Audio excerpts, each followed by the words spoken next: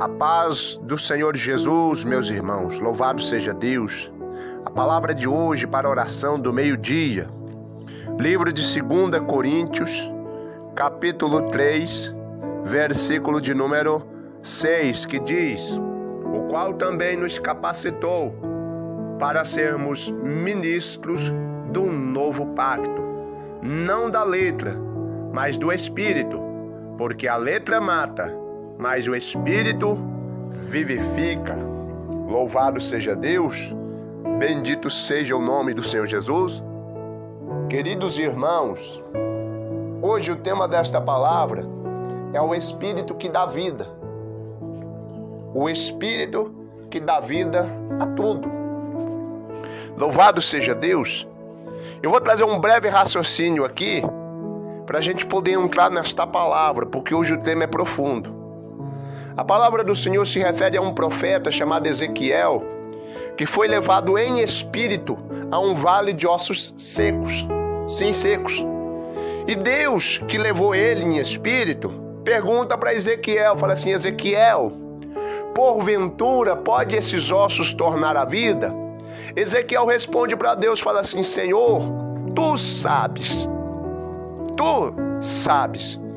Aí Deus fala assim para Ezequiel: Ezequiel, então profetiza para que esses ossos venham viver. E aí Ezequiel, ouvindo a palavra do Senhor, diz a mesma coisa para os ossos, fala: ossos secos, ouve a palavra do Senhor.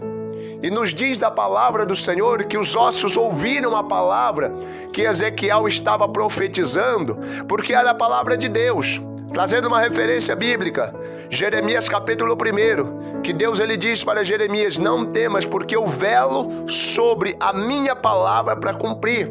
Se Deus ele falou contigo, te selecionou como profeta, te escolheu como homem de Deus, você tem o selo da promessa sobre você abrir o espírito da vida, então não temas, a palavra que o Senhor der para a tua vida, ela vai se cumprir, como se cumpriu na vida de Ezequiel, que quando Ezequiel disse: ossos secos, ouve a palavra do Senhor, automaticamente houve-se um rebuliço.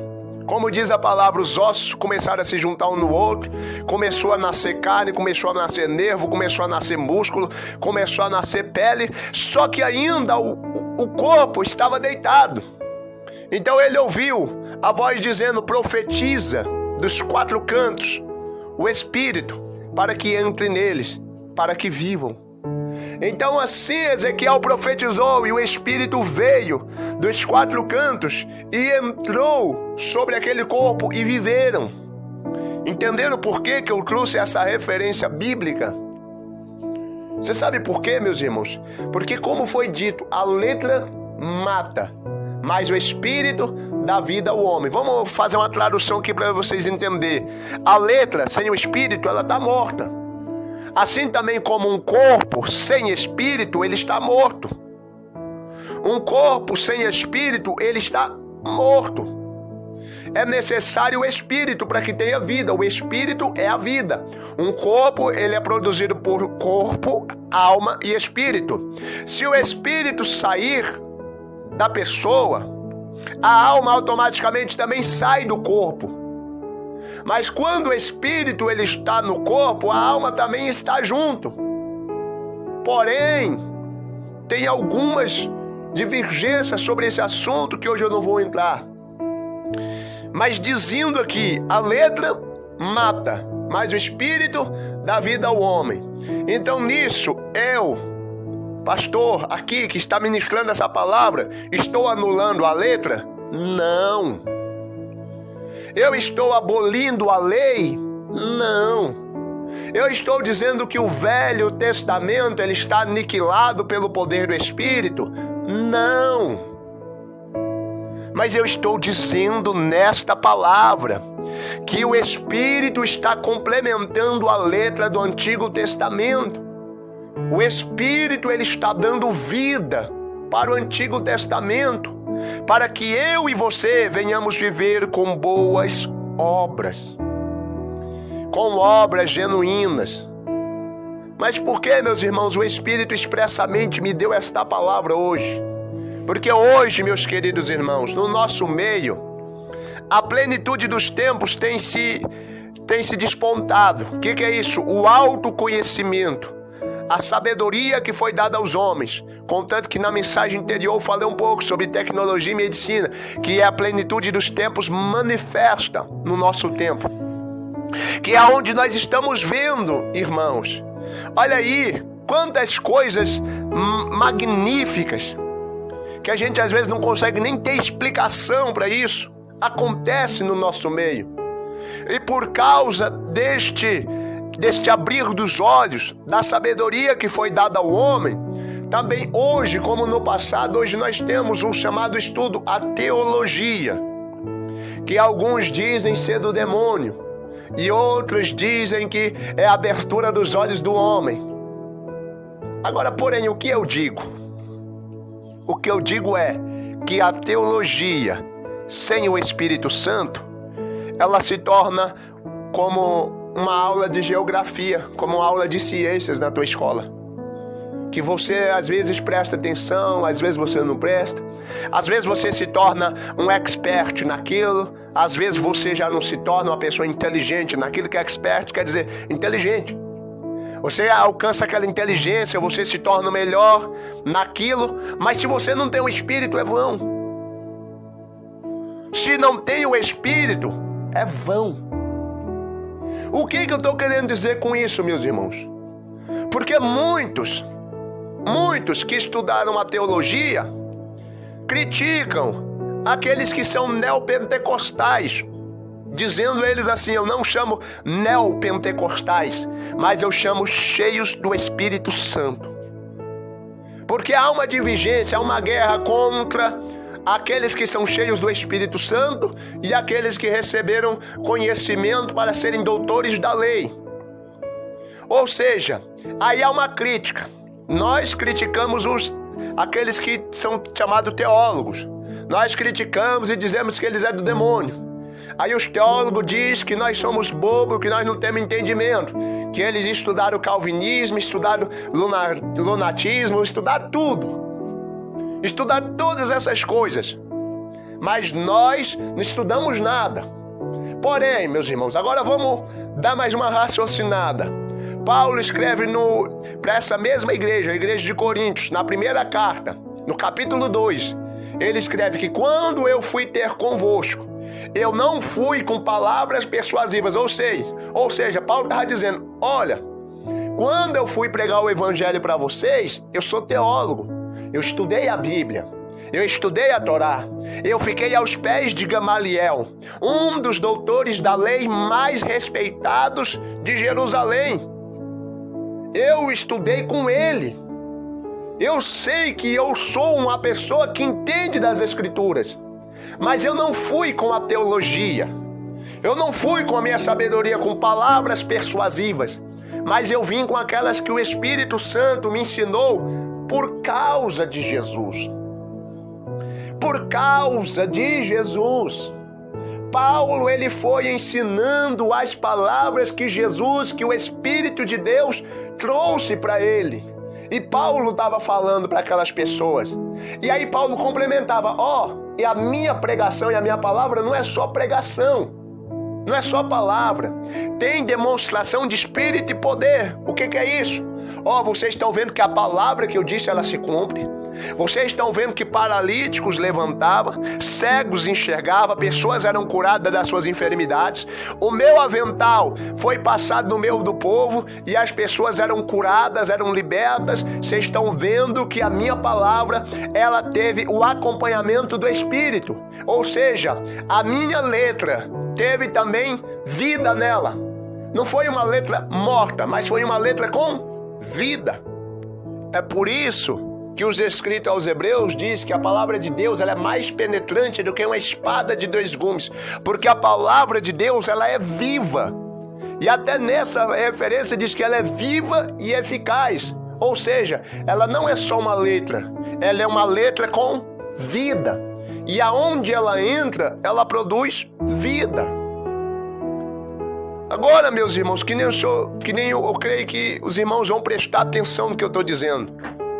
Por que hoje, nessa era, tem muitos aí que afirmam, estudei as Escrituras, fiz 5 anos de curso, 10 anos de curso, estudei bastante, eu sou renomado, eu tenho respeito, porque eu estou com 5 anel no dedo de todos os cursos que eu fiz, eu li todos os livros dos teólogos do passado, mas por que quando vem uma pessoa endemoniada, e ela vem para que essa pessoa venha expulsar o demônio, ele começa com muita teoria, isso aqui não é um demônio, é uma manifestação pré-estereótica e não precisa se pôr a mão nisso aqui, porque aquelas pessoas que estavam fazendo isso, estavam fazendo tudo errado. Irmãos, não diz a palavra de Deus, expulsai os demônios?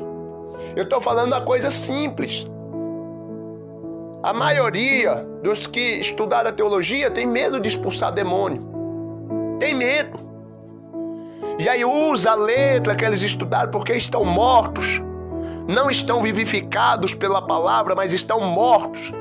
Porque o conhecimento que eles buscaram mataram a vida que havia dentro deles.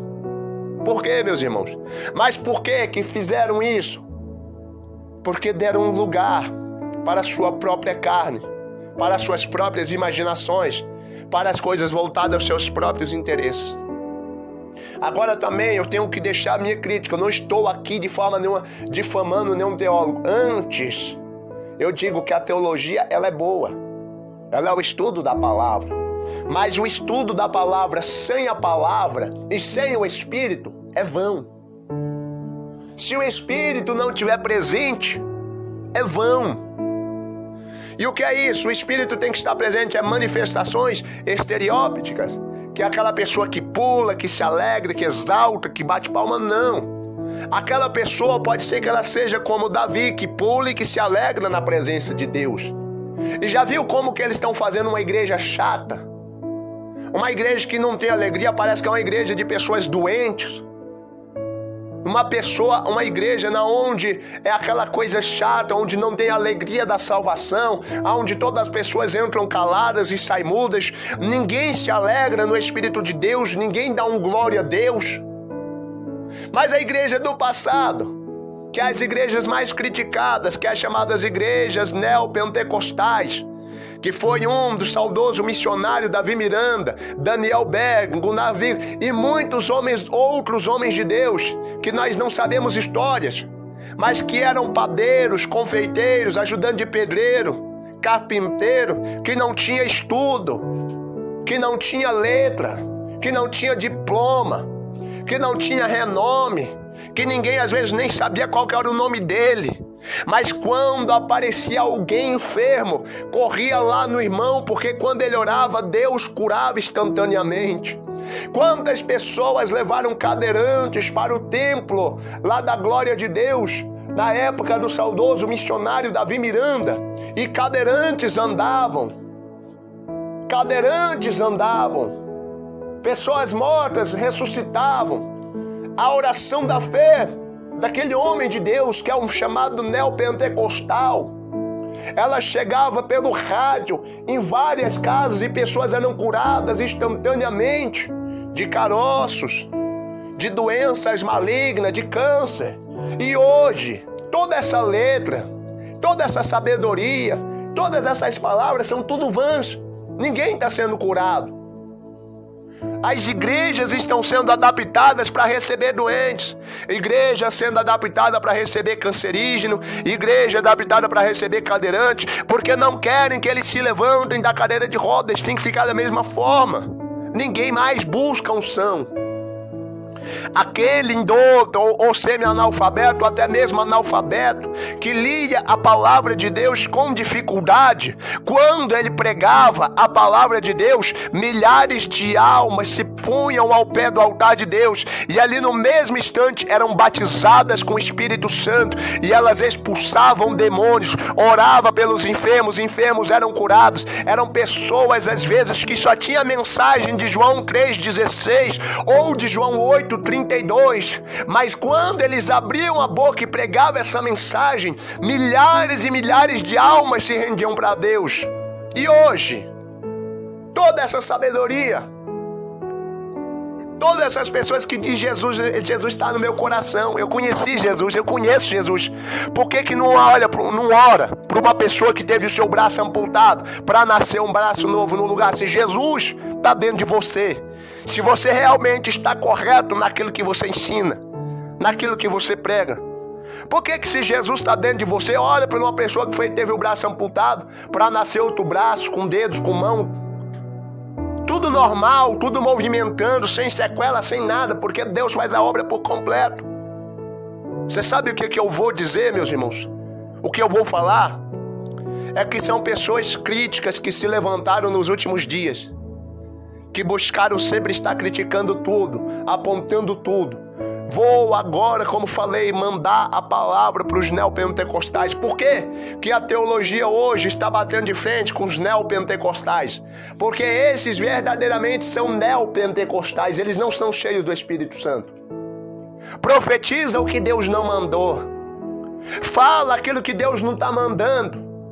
Exalta a carne, exalta a soberba, exalta corações endurecidos e não exalta a glória de Deus. Aí eu, aqui, pastor, pregador da palavra de Deus, auxiliar de Jesus, pastor auxiliar de Jesus, porque o meu pastor presidente é Jesus, e eu sou auxiliar dele, eu estou aqui, o que ele me manda fazer eu faço. Eu começo a ver isso, que esta guerra entre a letra e entre o espírito, muitas pessoas que não deveriam estar no meio dessa guerra estão entrando por causa daqueles que estão fazendo errado. Irmãos, há uma diferença entre uma pessoa ser cheia do Espírito Santo e uma pessoa ser, como eles dizem, neopentecostal, que também eles querem dizer que é uma pessoa... Não, irmãos. Olha só, você chega na igreja, aí vem aquela profecia. Deus, ele vai lá visitar aquela pessoa que falou mal de você. Deus, ele vai lá e vai pegar ela. Se Deus está falando que vai pegar, o que foi que a outra pessoa também fez? Por isso essa profecia ou essa revelação, isso tem que ter um pé e tem que ter uma cabeça. O problema, meus irmãos, é porque hoje surgiram muitos falsos profetas e estão enganando a muitos. Deus vai restaurar o teu casamento. Deus está mostrando aqui, Deus está falando aqui, e muitas pessoas estão se frustrando quando Deus não falou. Nós não falamos aqui no começo, Ezequiel foi profeta e ele disse: ossos secos, ouve a palavra do Senhor. E como Jeremias recebeu também o velo sobre a minha palavra para cumprir, se Deus está falando, Deus vai velar para cumprir. Mas por que às vezes tem coisas que Deus fala que vai ser em pouco tempo, em poucos meses, em poucos anos, e demora demais? Por isso eu estou deixando aqui um recado, um aviso. Eu admiro a teologia, eu não estou falando mal da teologia, de forma nenhuma. Eu digo, eu não fiz teologia. Se alguém estiver escutando esse vídeo até aqui agora, eu não fiz teologia. Tudo que eu estou pregando é o Espírito de Deus que me dá, como diz a palavra aqui, o qual também nos capacitou. Eu fui capacitado por Deus. Eu queria sim fazer um curso de teologia, queria. Mas Jesus falou para mim, ei, é o meu Espírito que vai te ensinar. É o meu Espírito. Então agora esta palavra está trazendo aqui que eu fui capacitado pelo Espírito Santo. E o que eu estou dizendo para você, eu não estou apoiando as palavras dos teólogos e nem os condenando. E também nem daqueles que se dizem ser profetas e não são. Como foi dito, eles dizem estar profetizando pelo Espírito. Mas se examinarmos as Escrituras dizem que existem 3 Espíritos. O Espírito de Deus, 3 Espíritos que profetizam. O Espírito de Deus, o Espírito do homem e o Espírito do Anticristo, que é o Espírito das trevas. Os 3 profetizam, os 3 passam revelações. 1 Coríntios capítulo 2, está lá escrito lá, que existe 3 espíritos que profetizam. Então o espírito do homem, ele sabe qual que é a necessidade do homem. Por isso tem coisas que a gente consegue ver que é para exaltar o homem, é para mimar, é para encher aquele coração de mimo, é para encher aquela pessoa ali de mimo, falando que Deus é não sei o que, não sei mais na onde, não sei mais o que, e vai falando tanta coisa, e a mente da pessoa é lubridiada. Sabe o que vem depois da lubridiação, do engano? O voto mentiroso, a pedição de dinheiro, a pedição de oferta. Eles começam te exaltando tanto, você é filho de Deus, Jesus ele ama, ele não vai abrir mão de você, ele vai fazer isso, vai fazer aquilo. Sim, se a pessoa faz isso de um coração aberto, que Deus abençoe ela, mas no final, ajude essa obra, envie R$100, envie 50, envie 2.000, envie 10.000, nós estamos precisando aqui. E enquanto muitos estão passando fome, aqueles que eram para sofrer pelo nome de Cristo, está extorquindo a igreja. São profetas? São profetas? Há um relato de que Herodes vestia umas vestes reais que ficou resplandecendo e o povo exaltava ele. O povo exaltava Herodes naquele momento. E o anjo do Senhor feriu Herodes. Hoje, meus irmãos, quantas pessoas não ficam se vestindo de maneira aí exuberante? Mas para quê? Para quê? Por isso eu estou falando aqui, eu estou a favor da palavra de Deus. Eu estou a favor da santa palavra de Deus, a sã doutrina. Que não é como muitos pensam ou pregam. A sã doutrina é a Bíblia em si por completo. Ela não está em partes. Ela não está só numa área, na área da santificação, não. Ela está por completa. Cuidado, meus irmãos, porque em muita exaltação de muitas pessoas que fica te exaltando, que fica falando que é isso, aquilo, aquilo outro, ela está enchendo o teu coração de soberba. Ela está fazendo você se ensoberbecer e acostumar com o pecado que jaz à porta. E aí no final disso ela fica te pedindo, enchendo de pedição. Dá uma oferta de 50, dá uma oferta de 100, dá uma oferta de 200. Você vai ajudar essa obra de Deus, porque nós vamos alimentar os famintos, nós vamos fazer isso aqui, nós vamos fazer aquilo outro. Que dia que foi que Jesus pediu alguma coisa para o povo? Mostra para mim na Bíblia que dia que foi que Jesus pediu dinheiro para a multidão, para poder alimentar eles mesmo. Ou se Jesus não orou e não usou a fé dele, e o milagre não aconteceu, ele multiplicou o pão e dividiu. Por que hoje é só pedição de dinheiro, pedição de dinheiro? Porque o evangelho que está no coração dessas pessoas é o evangelho da ganância, da corrupção, aonde Deus não habita mais. É por isso que é muito barulho, é o chamado neopentecostalismo, é aquele barulho, tem samba na igreja, tem forró, tem pagode, tem tudo, tem todas essas coisas, e o povo já sai destinado para ir lá, e hoje o culto vai ser forte, hoje vai ter isso, vai ter aquilo, vai ter aquilo outro, vai ter isso e vai ter aquilo outro. E você sabe o que acontece? Pessoas saem de um culto desse e se suicidam. Sim, eu vou falar abertamente. E pessoas também saem de um culto de teologia e se suicidam. Porque não estão ouvindo a verdade de Deus. Só estão ouvindo aquilo que as pessoas pensam ou acham que é certo. E por isso o evangelho está perecendo. Por isso a igreja está morrendo espiritualmente. Por causa disso. Porque as pessoas não estão mais preocupadas umas com as outras. Estão preocupadas com a sua aparência. Bando de fariseu. Convertam-se. Convertam-se. Eu estou dizendo para todos aqueles que dizem saber das Escrituras e não as cumprem.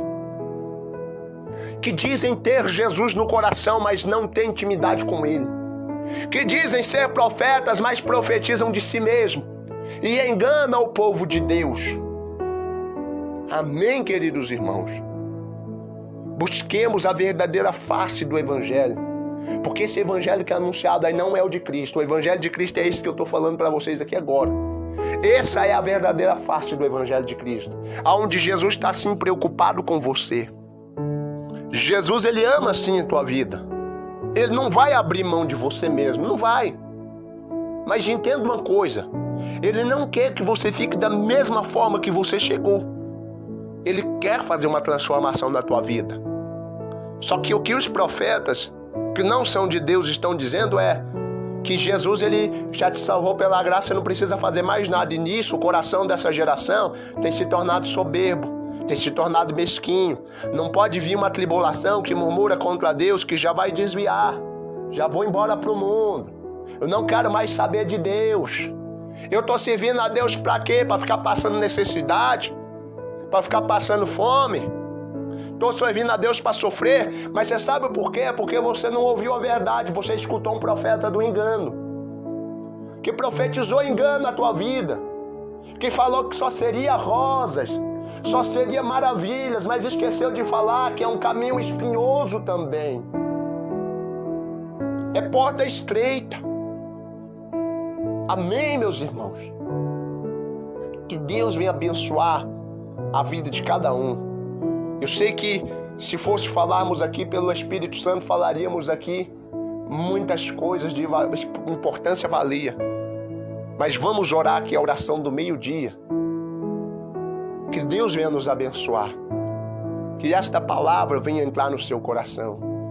E que ela venha fazer morada. E que o Espírito de Deus venha abrir o teu entendimento, como Ele abriu o meu.